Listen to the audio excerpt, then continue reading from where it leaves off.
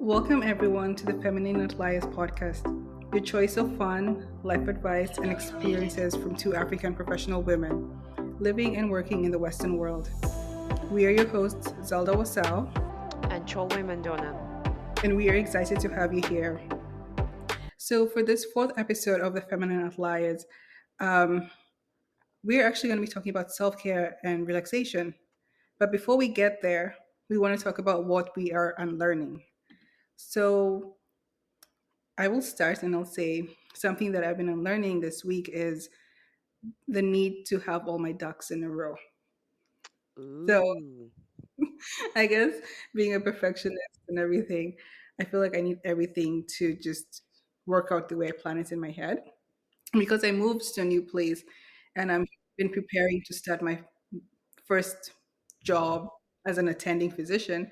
There's been so many things I've had to get done, like orientation wise, things like get my badge, get access to the electronic medical system. But things have been falling through the cracks that have nothing to do with me necessarily. It's just that between like my orientation person and the different systems, sometimes things just fall through. And then with discovering it all now, which is kind of annoying. And in my head, I'm like, everything needs to be perfect before I start working. And it's the same thing about thinking about like, what am I going to wear? My first week, do I have the bag I want? Is everything like in my head? I'm like, everything has to just be perfect. And then I'm realizing that's just going to put too much pressure on me because there's already a lot of pressure just trying to get adjusted to a new place, a new job, and everything. Mm, So I'm just trying to let go of the control freak in me and let things happen and just enjoy the process. They don't have to be perfect. Some things might not necessarily happen the way I want them to happen, mhm, but it's fine. I mean, I know I want to have like I always envision in my head my perfect first day. mhm, One is I don't even have my white coats for the hospital because that's been delayed. And so in my picture, I was like, oh, I'm going to be wearing my fig scrubs, have my white coat, and everything is in my head. And now I'm just like, I don't even know if I can wear a white coat because the white coat I have is from other my residency, and it's written Atlantic Hair residency. So right. I can't wear that in. Yeah, in your new place of work. Yeah. Ah, wow. Okay. Um, you're actually making me think around how, especially when you're coming from the education system, like from an institution where examples were, from a textbook or it was made up, and then you're supposed to somehow navigate to get to the answer. And then you get out of that system, and then now you're in the real world where life is just happening. And then now you have to learn like things like just letting go of not being in control.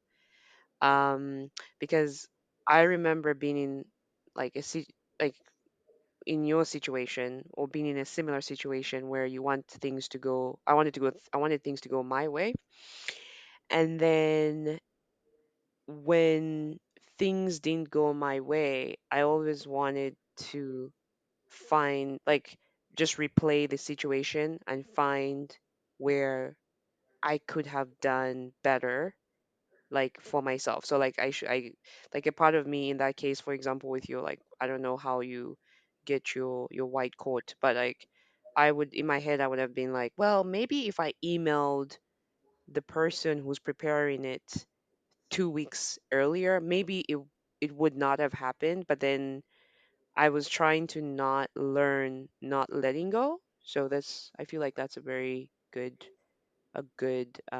and learning, and just sort of like I didn't realize that no, when you leave school and you get into the real world, they're just certain things that there are other forces that are at play, and you either kind of like ride the wave or you keep striving to keep that mental picture that you had alive and like trying to actually achieve it.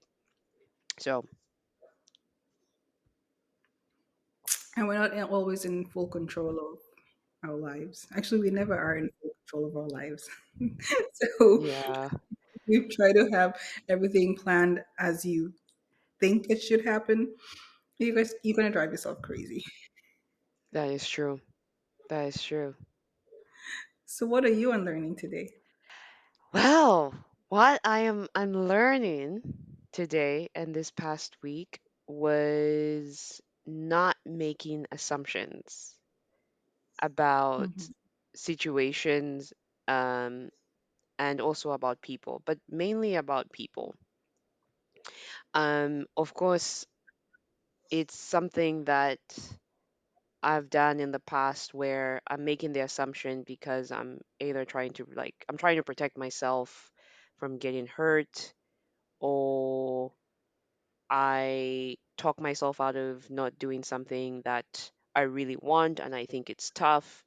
So then I'm looking for things that, make my narrative real, and then realizing that that narrative is all in my head and there is no external validation from the person or from the situation involving other people.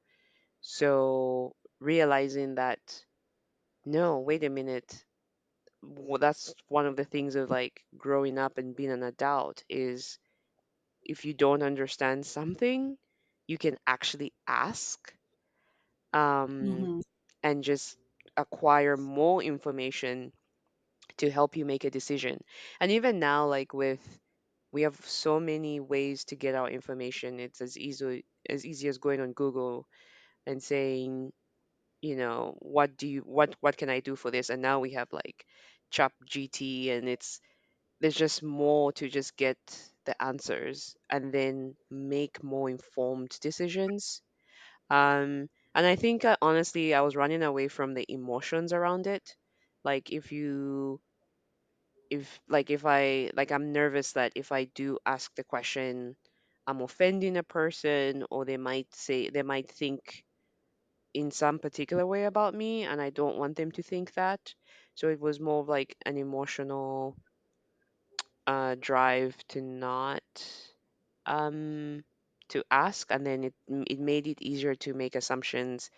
But then I've realized that it just leads you down another path. Like it's almost like you're living in your own world, and then down that path you find out that your assumptions were wrong, and there's probably some regrets, um sadness. I don't know, sometimes it's not positive, but so yeah, not do not make assumptions, seek information, and make an informed decision.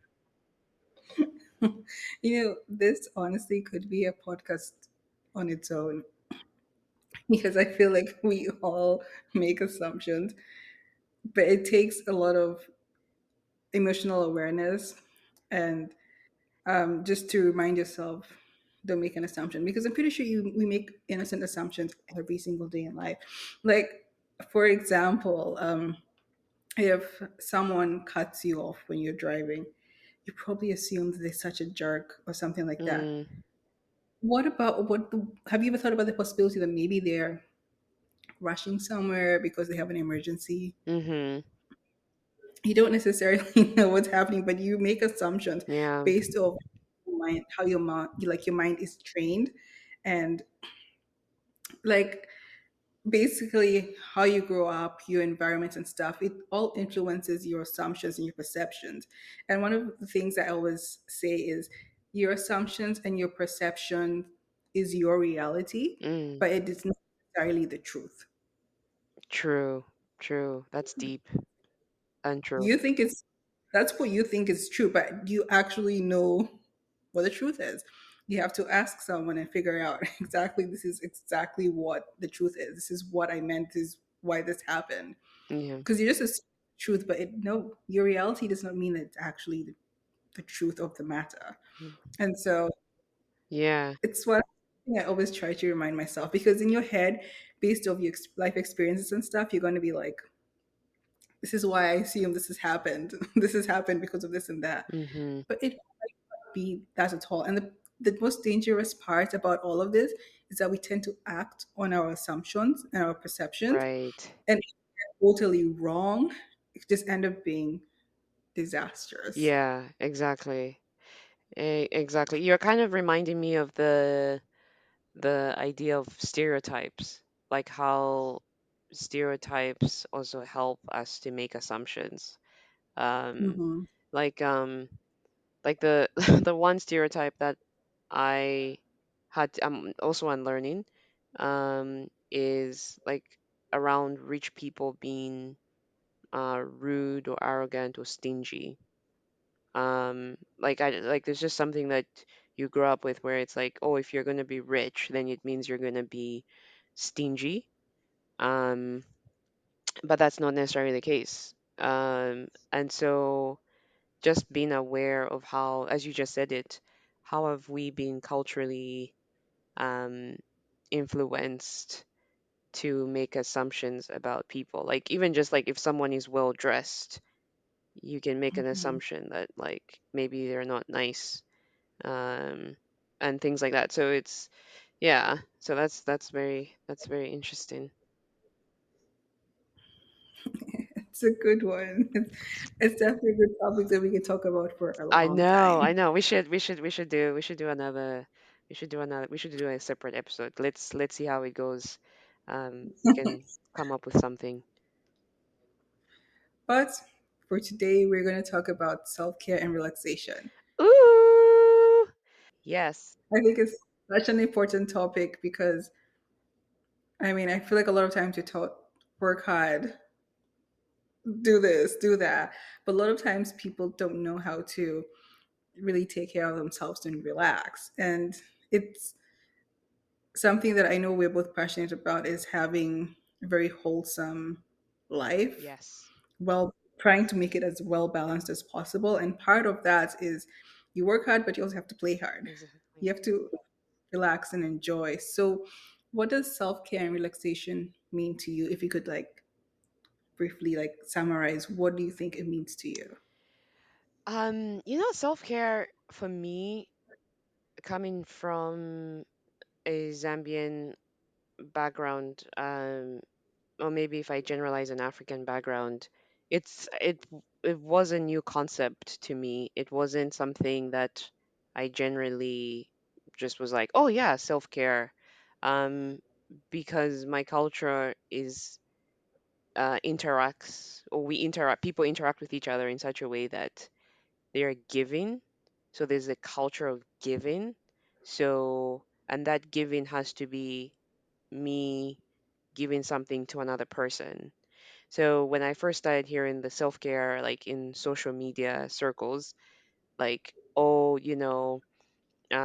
take yourself out for a walk or go for a massage or something like that, it felt like, wait, you mean I give to myself? So it felt counterintuitive from a cultural perspective. Um, Right. so it wasn't something I initially just accepted. It came over time where it was like I started to do things for myself and it felt weird doing it because there's a part of me that was like, oh my goodness, I just spent money on doing my nails when I could have sent that money to my family back home. And if I told them just how much money I've spent, then I'm, being irresponsible because giving has to be around things to do with addressing family needs, and also things like medical needs, education. So like the giving was like give education, but taking yourself out for lunch, um, yeah, going for a massage was just something that was not part of my idea of self care. But now I define self care as giving your giving myself the time and the space to just be, and to also just not have to actually give to the world, but give to myself. Um, and I guess it's something where it doesn't necessarily mean that I've now learned a little bit more about it in a way that I've realized it doesn't necessarily mean that I have to do something like expensive or like it involves money. It could just simply mean not setting an alarm and just allowing myself to naturally wake up when I'm ready to wake up, like when my body is ready to wake up, and just be like, okay, it's 11 a.m. and that's it, and just be grateful that I got that much rest. So yeah. Nice. Um, no, I totally see what you're saying. It's like for me, I'd say self care and relaxation is one, putting myself first and realizing what my needs um, are in regards to just letting go and relaxing. Mm, Um, I always say putting yourself first because, again, growing up in Kenya and African context, I feel like, well, I definitely feel like self care is a little bit different um, from back home than over here in certain instances. But like, yeah, I would see, for example, my mom like, take care of her hair, do her nails, and things like that. But I feel like, I mean, those aspects of self care are stuff that I've definitely been exploring more now as an adult. But other aspects of self care that I really did not realize it until I started really putting myself first are things like emotionally. What does self care mean? Um, and like that for me could also mean like just learning, just being more in tune with my emotions, understanding why I am the way I am, and also learning how to like manage them, mm, and just growing my emotional intelligence by reading books and things like that. That goes hand in hand with. I also consider self care, a part of self care is just reading more, learning, getting more information about things like finances, emotional intelligence, self care, and all that stuff. Things that have nothing to do with nothing to do with school, mm-hmm, but just like all this self improvement stuff. I consider that part of self care because it's all about helping me improve myself. Of course, there's a physical aspect of self care, which you know, just taking a day off, going for massages because I love my massages. My massages, oh yeah. maybe doing your nails, or um, it could be. I also love watching anime. Like that for me is like self care because it just helps me relax and stuff. That's a physical part of self care, Mm-hmm, and I feel like that part is easier, the easier part to do because I mean, it's the kind of the fun stuff to do. I find reading like books and gaining knowledge can also be fun. I mean, now I really enjoy it. Now, if you tell me to read a fiction book, I will not read a fiction book. If I'm going to sit down and read a book, it has to be something that I'm actually learning from. But I feel like that aspect is a bit harder to. It was a bit harder initially for me to realize that it's part of self care because that's not what I had in mind. And obviously, growing up is not necessarily what I saw. But like also the whole thing about self care is just realizing that you don't have to go and keep yeah, going. that's true. Like it's this, you need to learn how to just relax and enjoy the fruit of your labor. And also sometimes you don't have to enjoy the fruit of your labor. You might not have any fruit, but just Yeah, I like that. relax. Just be um actually, question, when you were talking about your mom doing her hair in Kenya, I'm like, a part of me thinks, even when I did my hair, or if I had to go do my hair in Zambia, it felt like I was doing my hair for other people. Like, yes, you want to look presentable wherever you're going, but it it's only now that I'm actually looking at my hair texture and understanding like the hair product that works for my hair. Like, how often my hair needs to get washed, conditioned, how often I need to do a protein treatment, um, how much heat my hair can handle before it starts to lose its integrity. Like, I never did that. Like, I think the going to a hair salon, it felt like you do the basics, like, I don't know, shampoo, conditioner, and then maybe a blow dry or whatever was the thing, or extensions, braids, for example. And it would just be something that um you just do. But now, even I'm sure, like, for example, we have had this discussion about hair where, because of the texture of your hair, it's it's well suited for braids, because your Hmm. hair shrinks a lot. And so, for you to get that straight hair naturally, it might take a little bit more time. But as for me, with 3C hair, my shrinkage is not as much. So then I can do sort of like a wash and go and sort of things like that. But just kind of understanding, like, even to that extent, about why are you doing these things. Um, and so there was self-care, but like the self-care was like, oh, like, you have to be a presentable woman. How are you going to get married if you're not presentable? Like, it's just there was just this thing of like, it's about somebody else, it's not really about you. I don't know if you sort of got that. Um, so it's actually self care. I don't think that's self care. I think if you're doing your hair because you like to do it and you want to look presentable, whatever presentable means to you, not to others, then I think that's self care. Like it's just something that you're doing to help like pamper yourself or something. Because I think if it's more of what other people want, I don't think that's self care. Now I don't know if that's why my mom did it or things like that. I mean, I always enjoy getting my hair done. And I'd go to the hair salon and I just find it relaxing. Like when you get your hair, like your head massage, or you get your hair done. I always find it relaxing. I wasn't really necessarily thinking about looking presentable. For me, it's just like getting my hair done. And I think for me, it was more so just also managing my hair because sometimes I just don't want it out all the time. But I enjoyed the process. So I think it's more so.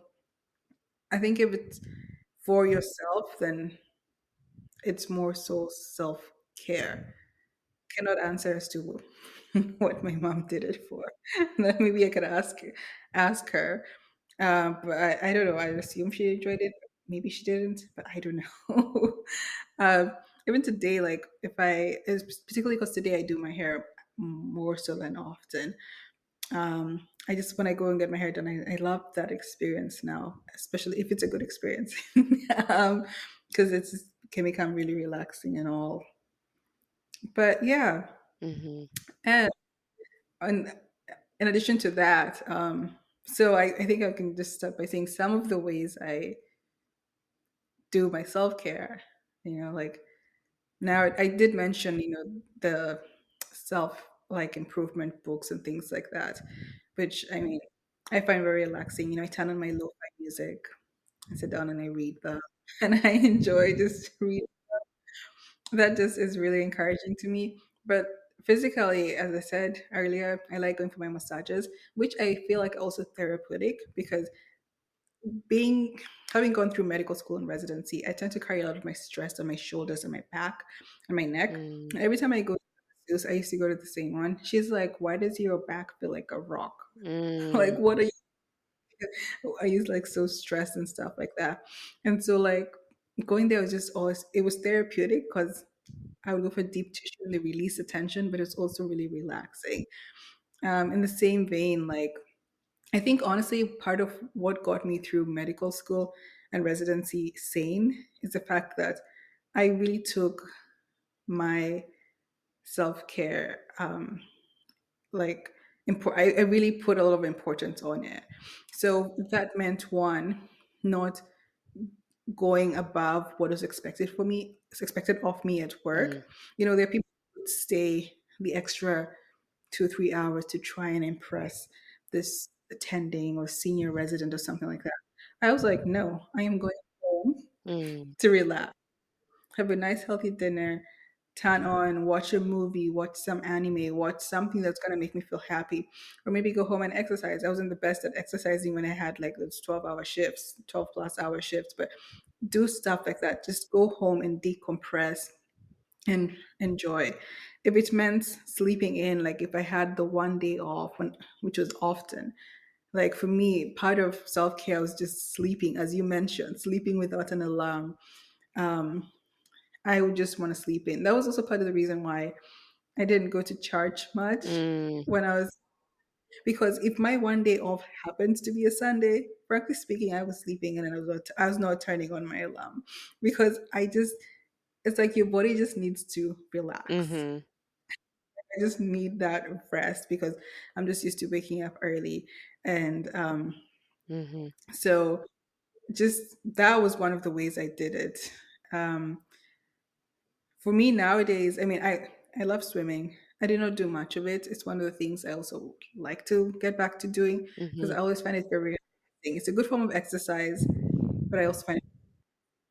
But nowadays, I can also say that in general, exercising is also part of self care. I guess because I now get the whole feeling of feeling good after you exercise and Yeah. just really enjoying it. Um, Mm-hmm. I'm Yeah. beginning to realize that, and also part of it is my brain telling me you better exercise, you better eat healthy because of the future. You don't want to like contract any diseases or anything like that that you can Right. avoid. But Yeah. like,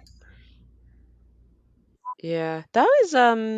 That's very cool that you I don't know how you came to understand that you had your stress was in your yeah, I guess you mentioned it about someone saying your back is like a rock.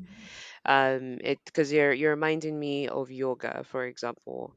I'm still learning about yoga actually. But from what I know so far, like even as you practice it, because yoga has these slow movements and postures, and you're sort of working on your breath as well. There's breath work involved, mhm, and I think it's a way it, to sort of realize which part of your body is really stressed, and especially after a very long day. It could be like stress being in one part of your body, whether it's your hips. Like for me, it's my hips because I'm probably walking a lot. And then, yeah, and then sometimes it could be your head, like, just in different parts of your body. And it's kind of interesting to sort of de-stress and release that and be like, okay, I put my body today to work because everything takes energy to like listen to a person, to process those words, to then interpret those words and to give out something. And then you're going to a particular, let's say going to work, going somewhere, you need to walk there, or there's some mobility involved. And then I just didn't realize that then we do this every day, especially if you are in a routine or you have a job and a that has a specific set time where you work. It just and if you don't do anything about distressing or somehow just relaxing your body, like we just do it every day. I mean, and then if you think about it, like let's say people start working when they're 25 years, and then they retire in, when they're 65. So that's like almost like 40 years.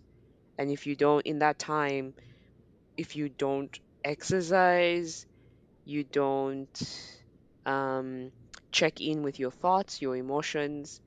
I mean, it's a tough life. Like by the end of that of your working life, it's like you are just tired and probably feeling just, I don't know, not even tired, like exhausted.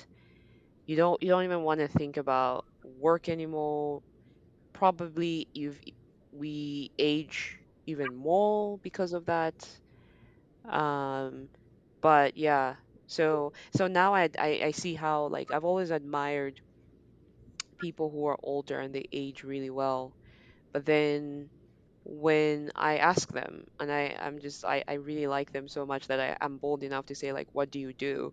And then you find that the person is like, oh, I eat my vegetables, or I work out.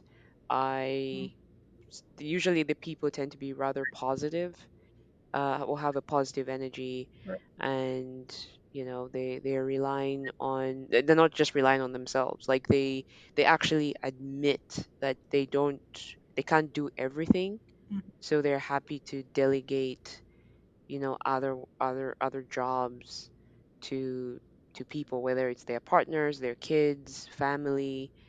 um and yeah, so it's just very interesting that you mentioned about not putting too much, or if we do put, like, taking the time to recharge. So but as for me, as you were saying, I was also thinking, what do I do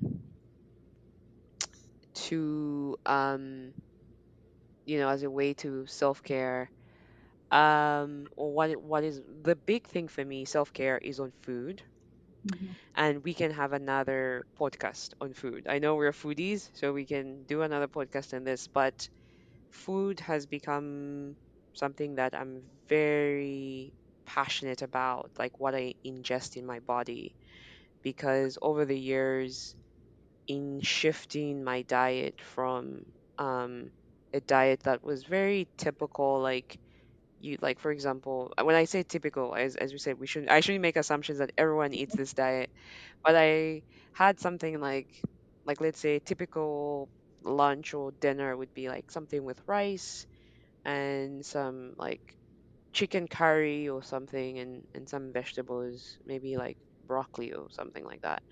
um Nothing out of the ordinary. um but then, when I decided to get into being even healthier and wanting to include exercise, because typically it's like there's that thing about, like, when you decide to you want to start exercising, there's that thing of where I you get conscious of, like, the things that you eat, your snacks and everything. Mhm. So I so in that journey, I just was so intrigued and curious about what healthy eating was like. And I started doing things like the process of elimination, or that thing of where like, you just agree with friends to say, like, let's remove alcohol for 1 month and then see what happens, or just like have this, like, no alcohol month and then no meat month, or like.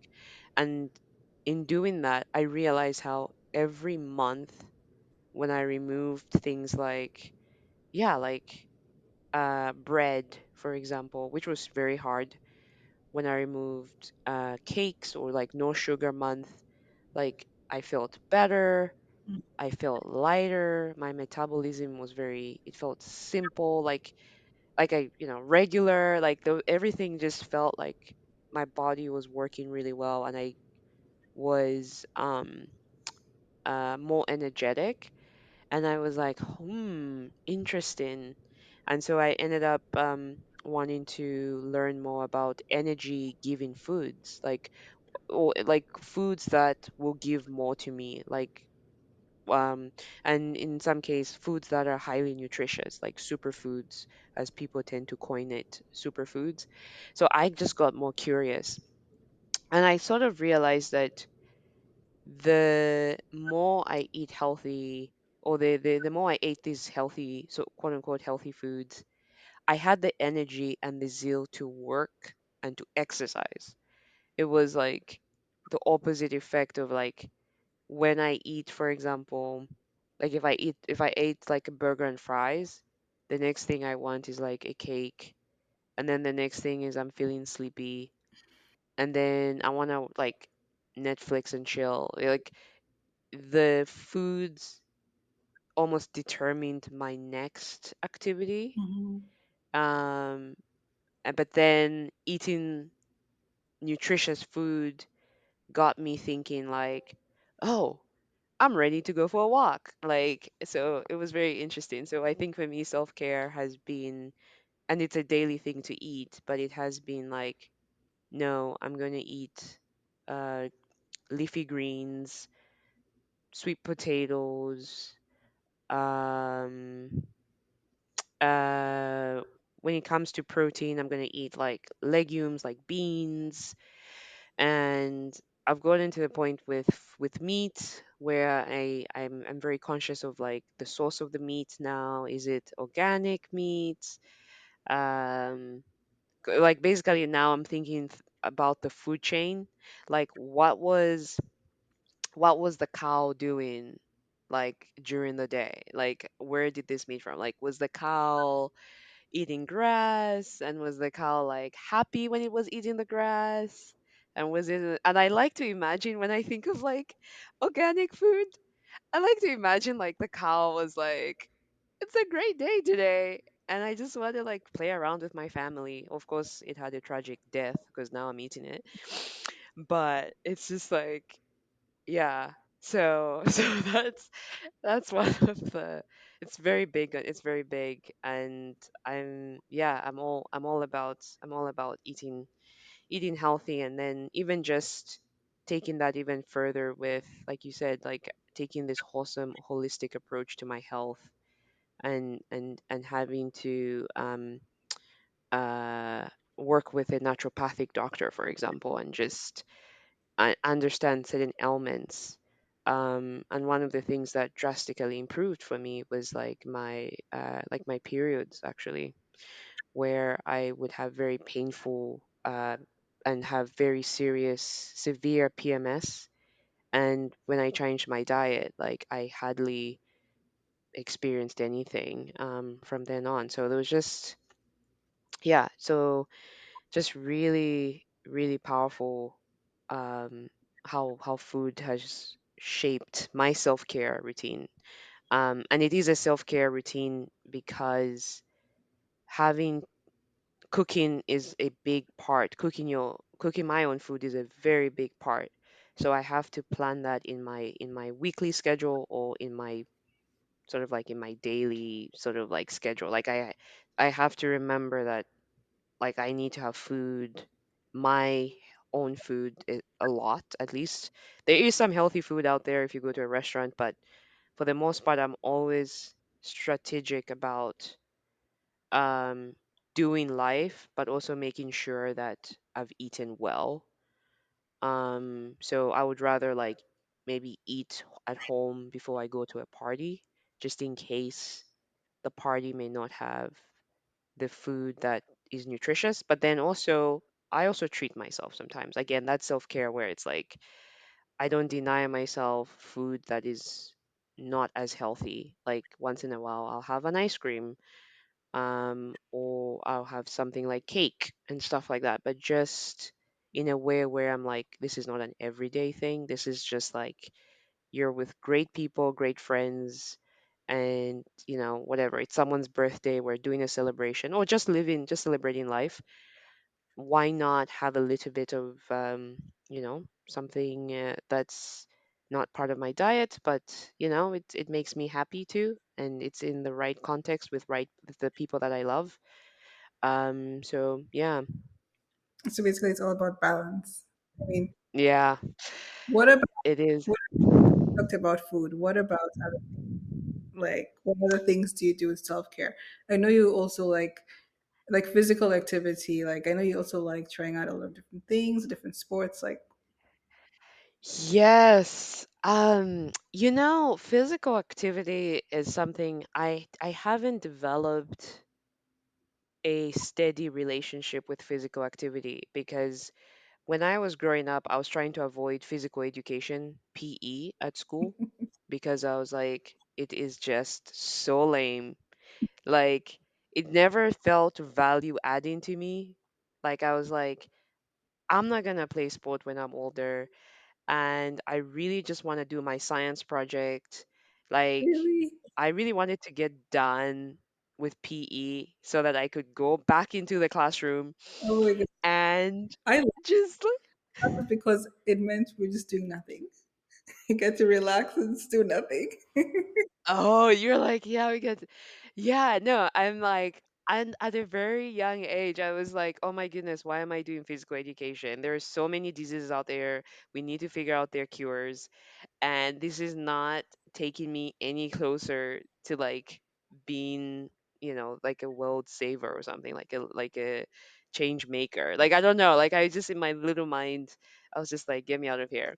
And it was just like I just didn't appreciate it, and in a way I do regret, but I was little, so I can't really say like, oh, I regret it. But now looking back, it I am now learning to develop this relationship with exercise, and having a like just an acceptance of it and just appreciating it. Mhm. I've realized that a lot of my colleagues around me or my friends who grew up actively playing a sport, to them it's almost like you said, like to you you're like, oh, it's a mindless thing, you can just kind of like go and do it. But for me, yeah, it's a bit of a challenge. So but one thing I did get into that, yes, I did try a lot. I do like trying different sports or different activities. Like I started out with yoga, Zumba, weight training, running, tennis. Recently, I tried touch rugby. Um, just and for some reason, I stay away from netball or basketball because I'm conscious about how short I am and how people would remind me how short I am. Or like, Realize in basketball, there's always a player on the team that's the short one. They have a specific duty on that team. oh yeah, okay. So okay, you see, there is my limiting belief that I couldn't do. I can't even play basketball. So maybe I should give it a try. Um, but yes, I have given all of these activities tries, and the one thing that really stuck with me is weight training. Hmm. Lifting weights and just exercising my different muscles. I love it. I I just love it, and it's just it gave me the most gains in terms of keeping to a routine, because one of the things about weight training is that you need to lift the weights appropriately, like in a way that you don't um, what do you call this, injure yourself, especially as you increase your weights, and as your muscles get adapt to your new weights. You just have to respect the fact that you can injure yourself, and you have to respect the load that you're putting on your body. But I did that for a good, I want to say roughly maybe 5 years. Consistently, roughly consistently, not necessarily every day, but roughly consistently. And I really saw the gains out of it, like how strong my muscles were. And there are times when I would lift something and someone would try and rush and help me, and then I lift it like as if it was just like very light, and I would be like, wait, whoa, like I don't feel this weight of this shopping bag. It's kind of crazy. So, but it just gave me that discipline, so it was something I could actually stick to. So yeah, so and I've come to appreciate though that as well, because currently I haven't been working out that much, and I'm seeing sort of like a difference. Like obviously I'm doing walking and biking, um, but I do notice a difference when I don't work out. Hmm. Like in a way where I feel generally mentally lazy. It feels like there's a laziness, there's an atmosphere of laziness in my world, when I don't work out, because it's that thing of where it's like, oh, I just want to be in bed. But then when I work out, I spring out of bed. Like I don't want to be in bed. So there's something about it that it's yeah, but the good thing about it though, I realize life happens. So I've learned to just say, depending on the context, if I'm going through a situation and I just don't have time to go to the gym, I have to remember. I give myself within 24 hours I need to do something active, like a walk, a bike ride, um, or something. But yeah. Good one. Um, yeah, when you were talking about that, I just like remembered, one of the other things I like to do for self-care and relaxation is going on vacation. But I wouldn't say going on vacations, but I just love traveling, Mm, experiencing new cultures. Um, for me, that's just something that I'm very passionate about. Having very international friends. I've always had that since I was a child because of the schools, types of schools I went to. And growing up with people who different cultures, learning a little bit about their cultures through them, food and everything. Like I think it's experiencing the world. Like I'm really happy when I travel. Like that's part of my self care is mm, watching. Other than traveling, it's like I love watching travel vlogs on YouTube and things like that. It gives me hope, like when I'm going to be back traveling and things like that.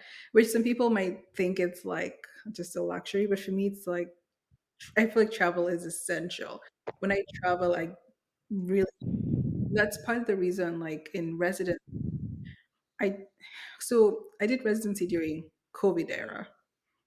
So mm, international travel was banned for a good 2 years of that. And then towards the end of COVID is when they started reopening up international travel.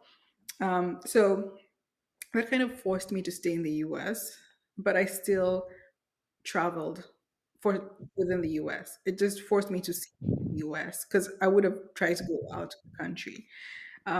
And like I know I went to like New Orleans, went to Arizona, the Grand Canyon, and I just really that was at least my first year. My second year, I end of the second year is when they opened up the travel restrictions, so I was able to go to Kenya, back home to visit. Third year, I did Puerto Rico, I did Nigeria, um, and for me, just these travel experiences. So some people, would spend their money on like gadgets and maybe like a TV or buy themselves fancy bags or something like that. I would spend mm-hmm, travel because that really made me happy. Like just thinking about, okay, I'm working really hard in the hospital, staying in this area. When I'm on vacation, I want to get out of this area. And if I can get out of the country, I want to get out of the country and just mm-hmm, myself. So that to me is just really important. And in medical school, I also did international travel. I was very strategic about it because obviously I wasn't earning anything.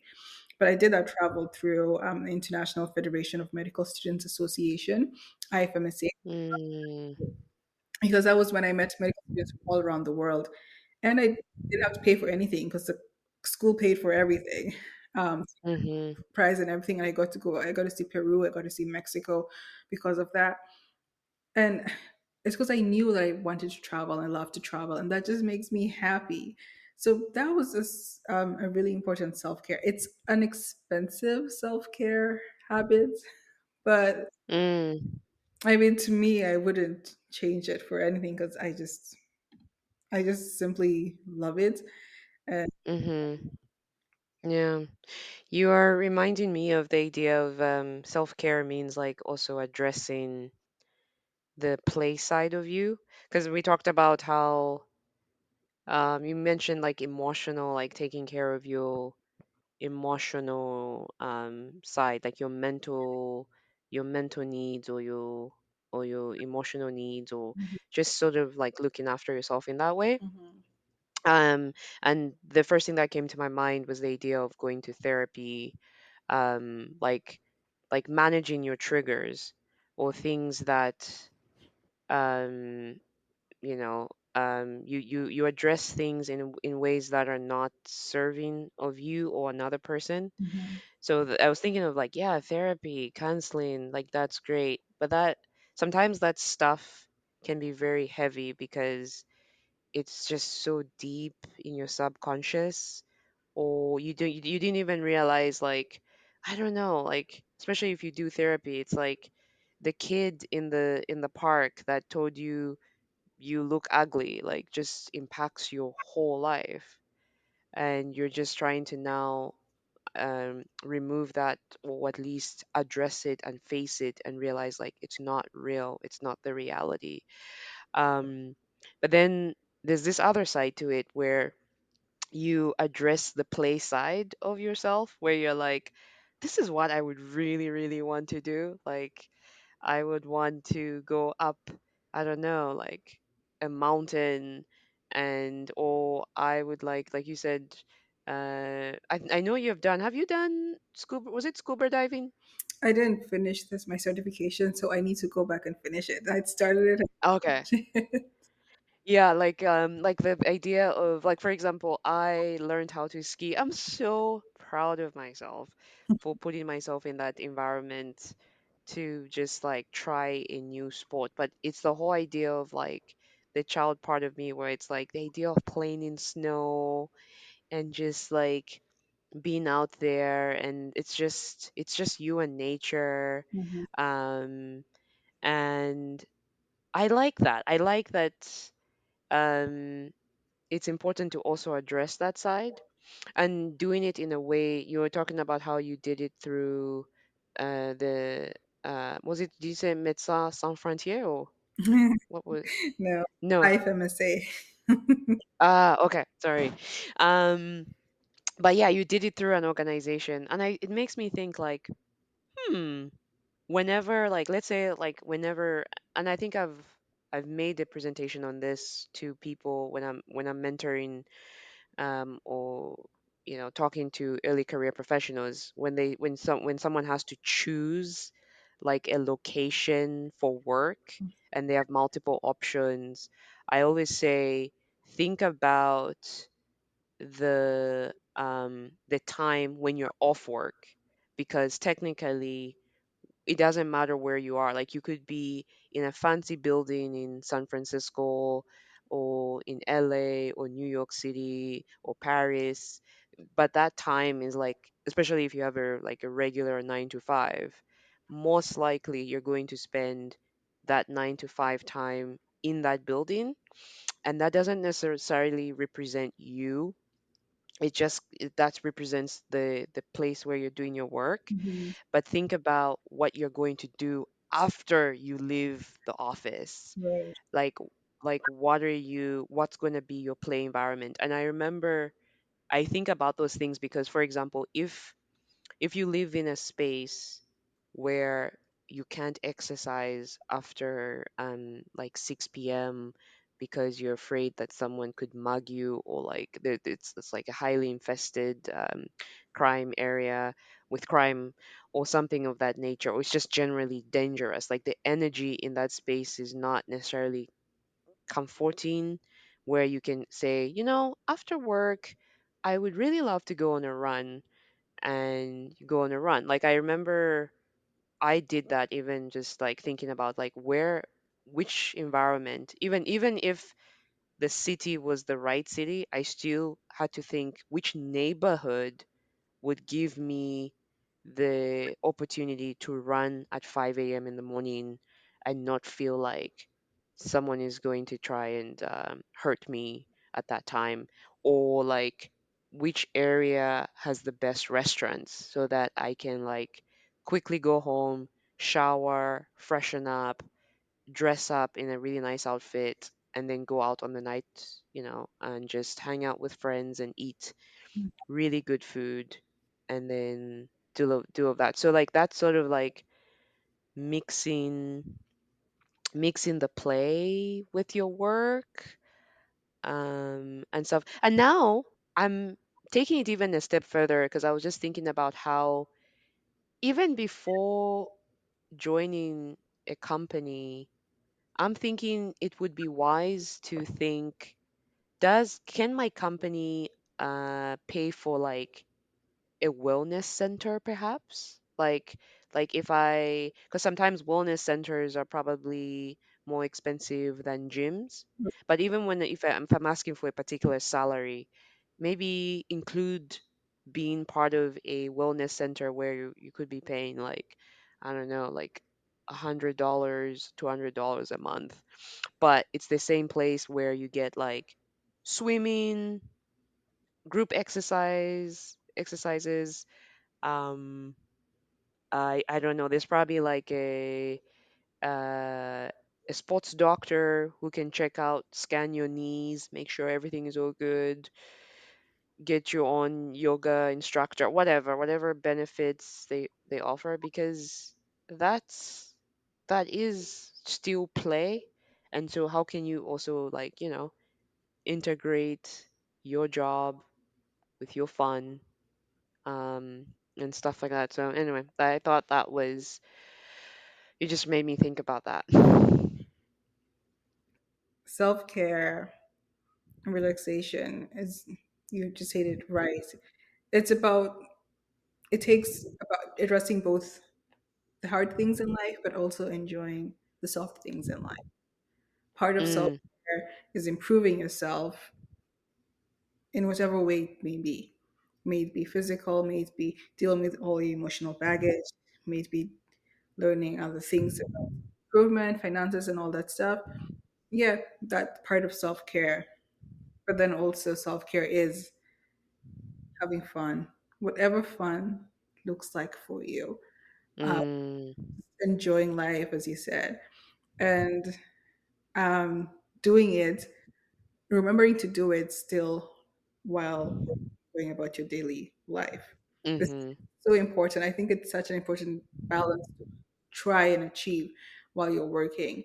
Just don't work, work, work, but just remember to take a breather, um, relax. If you live by the ocean, take a walk by the ocean when you're stressed, or like when you want to have a little break, because that's what kind of keeps you in balance, keeps you in check, and prevents mm-hmm. you from just going over the edge. So we would love to hear what you guys have to say about self-care and relaxation. What do you guys like to do? What does it mean for you? Because this is such an important topic. And I know, particularly for a lot of immigrants, it's something that tends to be overlooked. Yes. Um, so, what does that mean?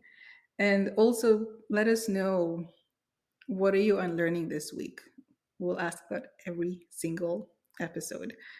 What are you unlearning? And so, feel free to reach out to us. Let us know in the comment section, if it's on or the chat section on Spotify or Apple Podcasts, whatever. Let us know what you think.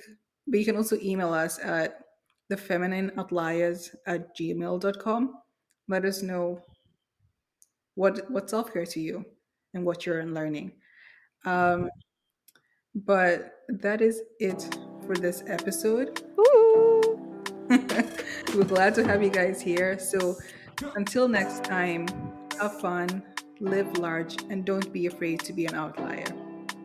Thanks, guys. Thank See you. ya. See you in the next episode.